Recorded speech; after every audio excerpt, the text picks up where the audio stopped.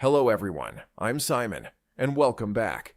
If you've been watching all week, you've seen Jamila and Romeo debate some of the biggest money questions couples face before and during marriage.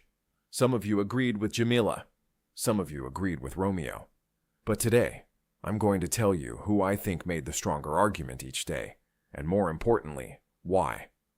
Remember, this isn't about proving one person is smarter than the other. It's about learning how couples can make better financial decisions together. Let's get started. Monday, your spouse lost their job. Jamila said when your spouse loses their job, your first response should be support. Stand by them, create a temporary budget, work together until they get back on their feet. Romeo agreed that support is important, but he added something else. He said he wouldn't wait around for the perfect opportunity. He would take any honest job to keep money coming into the household. My decision. Winner. Romeo. Here's why. Emotional support is critical in a marriage, but financial responsibility requires action. Bills don't stop because someone loses a job. Sometimes pride gets in the way. There's nothing wrong with taking temporary work while continuing your search for the right career.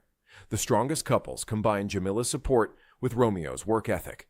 But if I must choose one, Romeo wins Monday. Tuesday. Should married couples share bank account access? Jamila believes married couples should have access to each other's financial accounts. If one spouse becomes sick, passes away, or there's an emergency, the other spouse shouldn't be locked out. Romeo agreed spouses should know everything about the family's finances, but he questioned sharing passwords. He believes couples should create a secure system that allows access without exposing sensitive login information. My decision. Winner. Romeo. Here's why.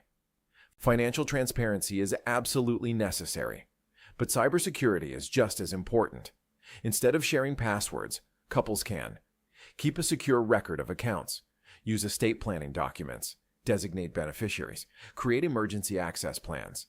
The goal is for your spouse to have access when it's needed, not necessarily your everyday login credentials. Romeo made the stronger financial argument. Wednesday. Would you marry someone who refuses to budget? Jamila believes refusing to budget shows a lack of financial responsibility. She asked an important question.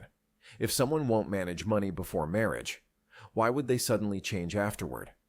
Romeo went even further. He said budgeting isn't optional. It's the foundation of every financial plan. Without a budget, you're simply hoping everything works out. And hope isn't a financial strategy. My decision. Winner.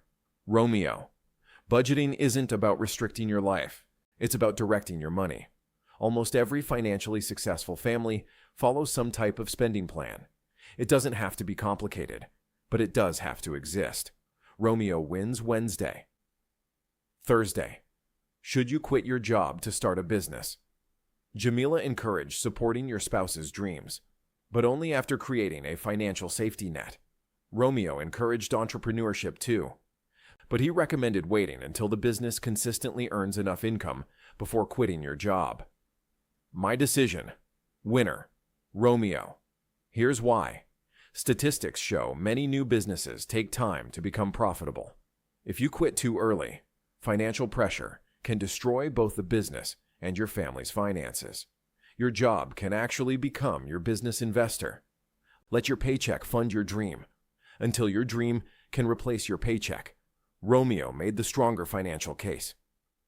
Friday. Should you tell your future spouse how much money you have? Jamila believes complete financial honesty should happen before marriage. Income, savings, debt, investments, everything.